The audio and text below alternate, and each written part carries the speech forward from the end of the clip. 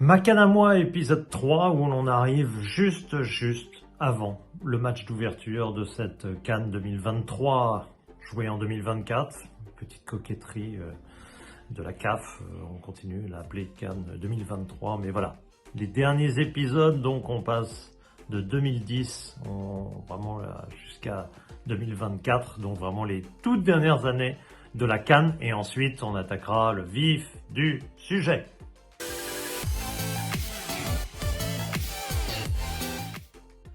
Et on attaque évidemment par l'édition 2012 de la CAN, et c'est une super CAN. Un retour à des CAN festives, intenses.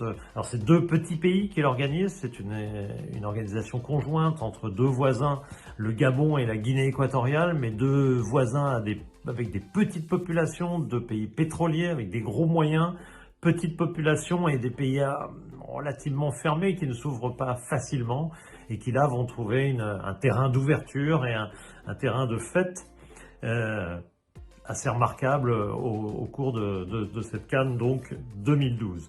Alors gros pays pétrolier donc avec des moyens, donc des stades tout neufs, deux du côté du Gabon, deux du côté de la Guinée équatoriale. Et le Gabon d'ailleurs va être une équipe qui va nous faire aimer cette CAN parce que il y a les anciens, il y a Daniel Cousin, etc. Et puis il y a un petit jeune qui explose littéralement dans cette CAN, c'est Pierre-Emerick Aubameyang, qui vit ses premières heures, mais ses meilleures heures de sa vie de footballeur avec l'équipe du Gabon. Il traverse cette CAN tout en sourire et en but inscrit. Et il emmène le Gabon jusqu'en quart de finale, où malheureusement le Gabon va céder face à son ancien sélectionneur, d'ailleurs, Alain Giresse, et celui qui abat, avec le Mali, il abat le Gabon au bout des tirs au but. Et finalement, le Gabon donc, s'arrête un petit peu tôt en quart de finale. Le stade qu'atteint également d'ailleurs la Guinée équatoriale, qui échoue plus nettement contre la Côte d'Ivoire, mais qui elle-même a fait un parcours plutôt honorable, éliminant par exemple le Sénégal de cette CAN et allant jusqu'en quart de finale.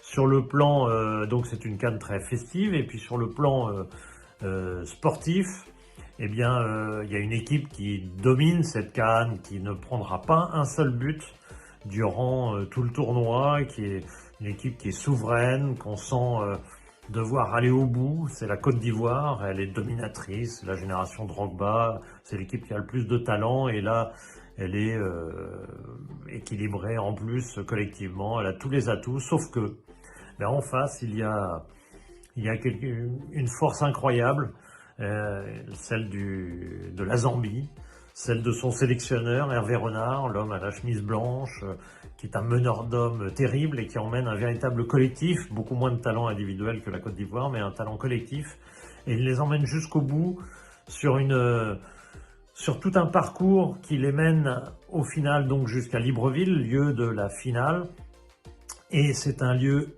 ultra symbolique pour la Zambie, puisque 20 ans avant, presque 20 années avant, en 1993, sur la plage, au bord de l'eau, à quelques kilomètres, vraiment peut-être 5 kilomètres à vol d'oiseau du stade où se déroule la finale, eh bien l'équipe de Zambie avait été décimée par un crash aérien.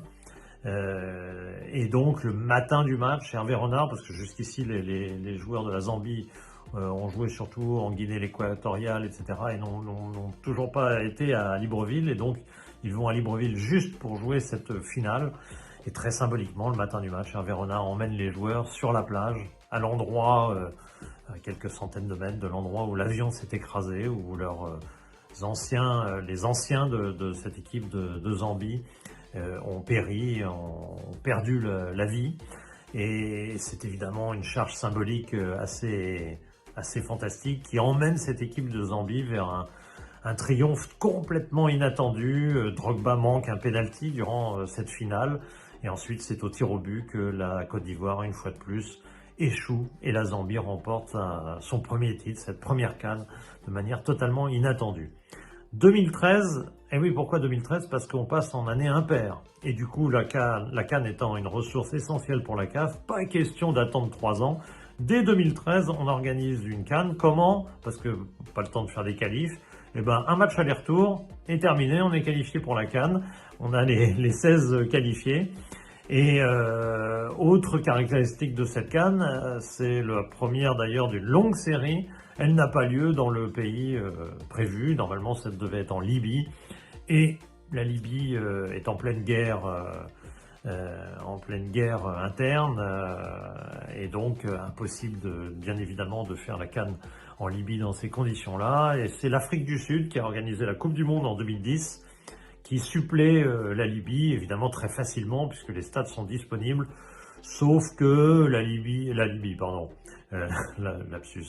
l'Afrique du Sud va choisir, disons, des stades un peu reculés, ceux qui n'ont pas beaucoup servi justement depuis la Coupe du Monde. Et disons que c'est pas une CAN très très réussie, il n'y a pas beaucoup de monde dans les stades.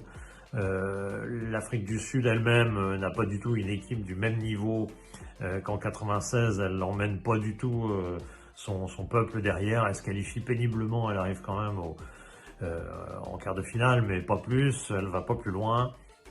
Et donc c'est pas une édition très festive et qui est marquée par un nouvel échec, le dernier de la Côte d'Ivoire de Didier Drogba.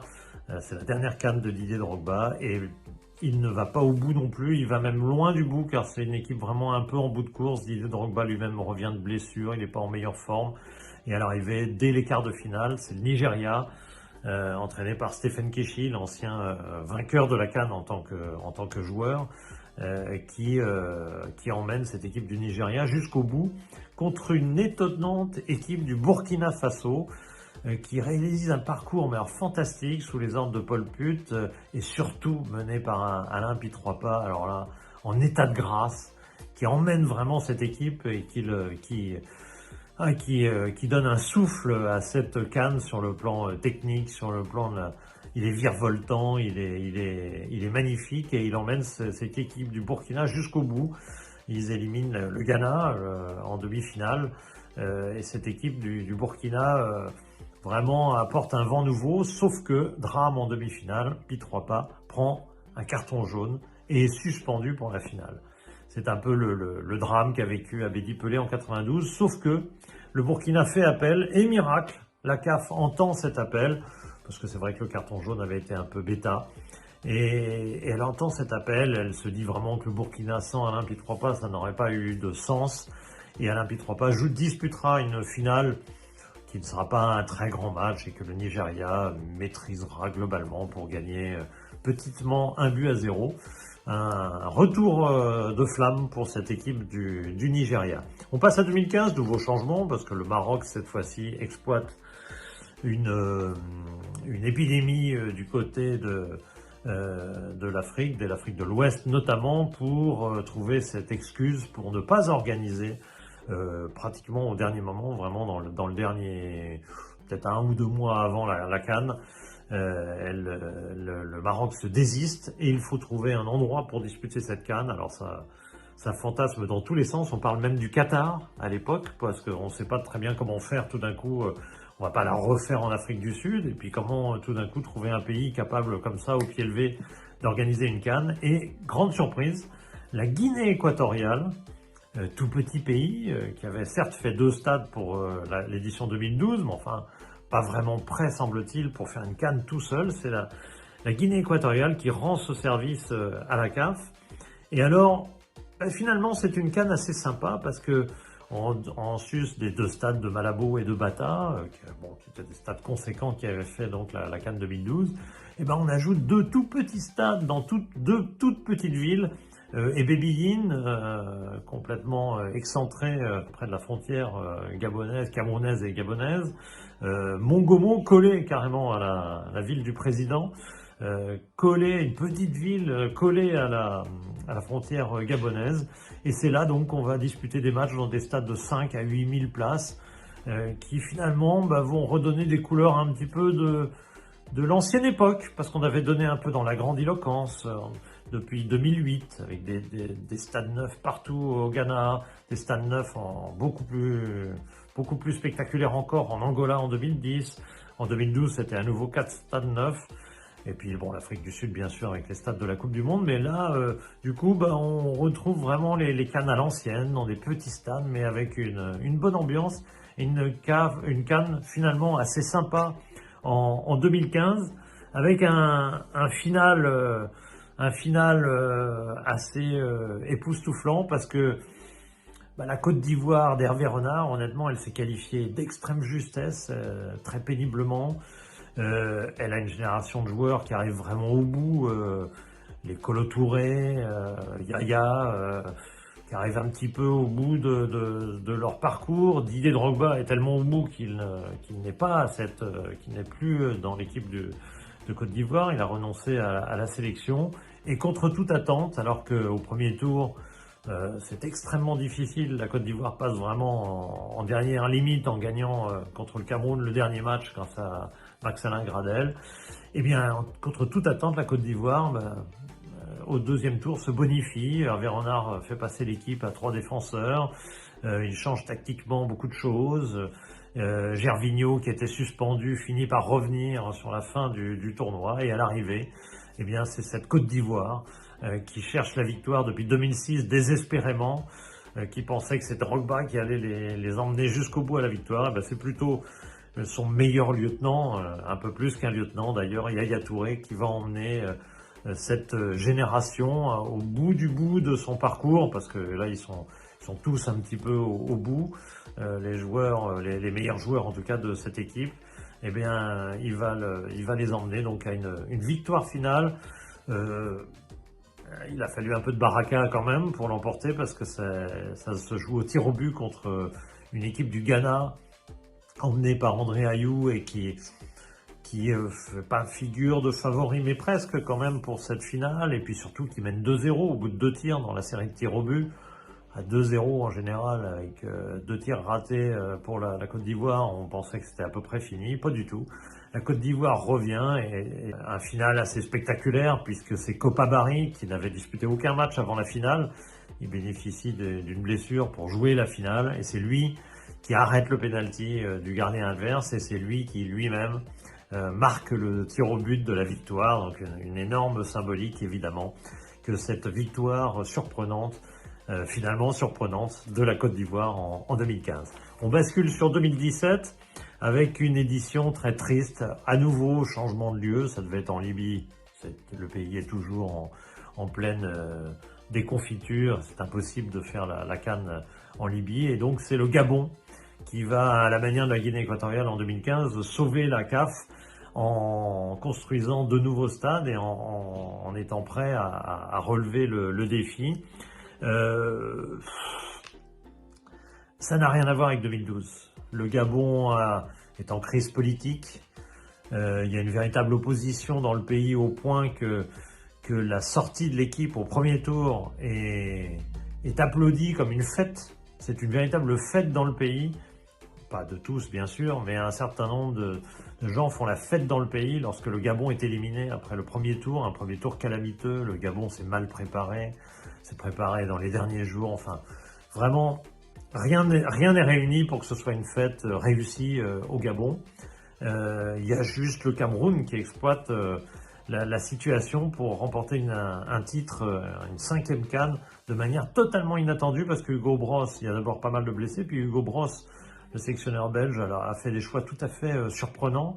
Met de côté, même pendant la CAN, de Nkoulou, Aboubacar, qui sont plutôt les meilleurs joueurs de l'équipe. Donc c'est une équipe alors complètement novice, totalement inattendue, qui se bat collectivement, qui a beaucoup de mérite, qui a réussi à sortir le Sénégal, qui est un grand favori, avec Sadio Mané en pleurs après son échec au tir au but face au Cameroun. Le Cameroun bat encore le Ghana derrière. Il a l'Égypte en face en finale. Enfin, un sacré parcours quand même pour ce Cameroun, qui était dans le groupe du Gabon en plus lors du premier tour. Gabon et Burkina, enfin, ils sont sortis d'un groupe difficile, ils ont un quart difficile, une demi difficile, une finale contre l'Égypte, et encore mené 1-0 à la mi-temps. Le Cameroun réussit avec ses 2 remplaçants qui sont quand même Nkoulou et Aboubacar, qui marquent les 2 buts, réussit à gagner un trophée tout à fait inattendu. Donc voilà, c'est une édition assez paradoxale, mais pas une très belle fête. Le Gabon n'était pas prêt à faire la fête lors de cette édition. 2019, on devait être au Cameroun. Eh ben non, le Cameroun n'est pas prêt. La CAF relève le Cameroun et du coup il faut trouver là encore à la va-vite un organisateur crédible. Il n'y a pas beaucoup de pays capables comme ça au pied levé d'organiser cette CAN, d'autant que eh bien, on n'a rien trouvé de mieux que de passer à 24 pays, donc il faut 6 stades. Et là, alors là, ça devient encore plus délicat. Et c'est l'Égypte qui relève ce défi et réussit à organiser cette CAN. Bon, l'Égypte est bien équipée, il y a les stades, il y a tout. Mais c'est pas une fête exceptionnelle non plus, parce que pays du Nord, où il y a un intérêt fou pour l'équipe nationale, mais au-delà, on a un petit peu de mal. Bon, c'est pas une mauvaise édition non plus, parce que même si l'Égypte tombe de façon surprenante en huitième de finale contre l'Afrique du Sud, défaite tout à fait inattendue de l'Égypte, qui avait survolé le premier tour, qui a Mohamed Salah, enfin bref, on s'attendait pas du tout à ça, mais il se trouve que l'Égypte donc saute. Mais dans cette CAN, il y a deux grosses équipes qui se distinguent. Et du coup, ça sauve un peu cette CAN parce qu'on suit leur parcours jusqu'au bout. Il y a d'abord Belmadi qui a sorti une équipe d'Algérie du tonnerre. Tout d'un coup, vraiment, cette équipe d'Algérie est d'une cohérence tactique. Évidemment, le talent individuel, notamment de Mahrez, par exemple. Mais elle a surtout, vraiment, on la sent vraiment avec une force collective, une envie remarquable. Et elle dévore littéralement cette CAN jusqu'au bout. Même si la finale est délicate, il marque dès la première minute un but un peu de hasard contre le Sénégal, qui est l'autre équipe donc notable, l'autre force montante du football africain, avec Sadio Mané évidemment en leader absolu de cette équipe. Et cette équipe du Sénégal va échouer sur un but donc de première minute, un but malheureux, un tir dévié qui retombe dans le cadre de Gomis, qui a remplacé Mendy blessé pour cette finale. Et le Sénégal ne remontera jamais. Donc c'est l'Algérie qui remporte un titre assez inattendu. Mais après tout, la CAN a été agréable malgré tout grâce à ces deux équipes et notamment grâce à l'équipe d'Algérie qui vraiment avait fait un très beau parcours et montré un excellent football et qui n'avait jamais gagné qu'une seule CAN à domicile et qui cette fois-ci vient chez un rival de toujours. Entre Égypte et Algérie, ça n'a jamais été très simple. Vous n'avez qu'à revoir l'histoire de la qualification en 2010 pour la Coupe du Monde, qui était quand même un sacré épisode, épisode assez douloureux entre les deux pays. Bref, l'Algérie qui gagne en Égypte, c'est un sacré pied de nez. Qui ne va pas survivre à cette CAN parce que la malédiction des tenants du titre va toucher l'Algérie dès l'édition suivante, qui n'a pas lieu en 2021 à cause du Covid. Cette fois-ci, c'est pas que le Cameroun est en retard, mais enfin bon, les quelques mois supplémentaires ont pu aider le Cameroun à organiser la CAN donc en janvier 2022. La CAN 2021 jouée en 2022, c'est une nouvelle mode depuis le Covid. Et donc le Cameroun cette fois-ci est prêt avec 6 stades. Au niveau des stades, c'est une édition magnifique. Le Cameroun a réussi à relever le défi et à organiser cette fête, mais le Covid est encore très présent, ce qui nuit un peu parce que je pense que vraiment le Cameroun aurait pu réussir ce que va réussir la Côte d'Ivoire, c'est-à-dire vraiment à attirer beaucoup de gens de la région et des pays d'Afrique de l'Ouest par exemple, et vraiment en faire une fête populaire absolument géniale. Là, ce sera plus difficile parce qu'il y a le Covid, il y a encore des contrôles, il y a encore beaucoup de choses, beaucoup de contraintes. Donc ce sera tout de même une CAN assez réussie. Il y a de l'ambiance un peu partout parce qu'on aime le foot énormément du côté du Cameroun. L'équipe du Cameroun elle-même fait un parcours tout à fait honorable. C'est pas une équipe géniale, mais avec Aboubacar comme étendard et comme buteur, elle fait encore un parcours plutôt encourageant. Elle aurait même pu aller en finale. Elle tombe sur l'Égypte et comme d'habitude, voilà, l'Égypte parvient de bric et de broc, à coups de tir au but et autres. Cette équipe arrive à enquiquiner, à faire un super parcours en éliminant la Côte d'Ivoire au tir au but, en neutralisant le Maroc ensuite en prolongation et en battant encore au tir au but le Cameroun. Bref, l'Égypte éternelle parvient en finale contre le très attendu Sénégal qui a traversé un premier tour délicat parce que beaucoup de joueurs touchés par le Covid, beaucoup de blessures, etc. Donc une équipe très changeante d'un match à l'autre. On bricole pas mal dans cette équipe du Sénégal qui passe le premier tour, bon, malgré tout, sans trop de difficultés, mais enfin en marquant un seul but, c'est pas beaucoup, tout de même, en accumulant les 0-0. Et puis à partir des huitièmes de finale, avec un parcours relativement aisé en ce qui concerne les adversaires, le tirage au sort a plutôt été favorable. C'est plutôt l'Égypte qui a eu un parcours difficile. Le Sénégal survole quelque peu cette zone du tableau, même s'il faut abattre l'excellente équipe du Burkina en demi-finale. Malgré tout, c'est un parcours raisonnable qui amène le Sénégal à une victoire logique, mais encore par les tirs au but, parce que on sait pas faire autrement pour abattre cette équipe d'Égypte, d'autant qu'elle a un gardien Gabaski très étonnant qui a remplacé El Shenaoui blessé et qui arrête un penalty de Mané dès le début de cette finale de la CAN. À l'arrivée, malgré tout, le Sénégal finit par l'emporter au tir au but. Et enfin, le Sénégal est titré. Ce grand pays de football n'avait jamais été titré. Est-ce que la malédiction des tenants du titre va les toucher ? On se demande à l'orée de cette CAN, parce que cette fois-ci, on y est. On a parlé du passé, maintenant parlons du présent. Ce soir, match d'ouverture, Côte d'Ivoire, Guinée-Bissau, à Ebimpe, dans la banlieue dans la lointaine banlieue d'ailleurs d'Abidjan. C'est parti, c'est la CAN 2023 jouée en 2024 en Côte d'Ivoire et là c'est garanti, la fête sera totale. Et la fête sera d'autant plus totale que tous les jours vous aurez un épisode de Ma CAN à moi sur les matchs du jour et sur les anecdotes qui vont que je vais peut-être rencontrer en Côte d'Ivoire. En tout cas, voilà, fini cette série cette série Ma CAN à moi avant la CAN. Maintenant, on rentre de plein pied dans la CAN. Ça s'appellera toujours Ma CAN à moi. À suivre, Inémédia, YouTube, on est ensemble.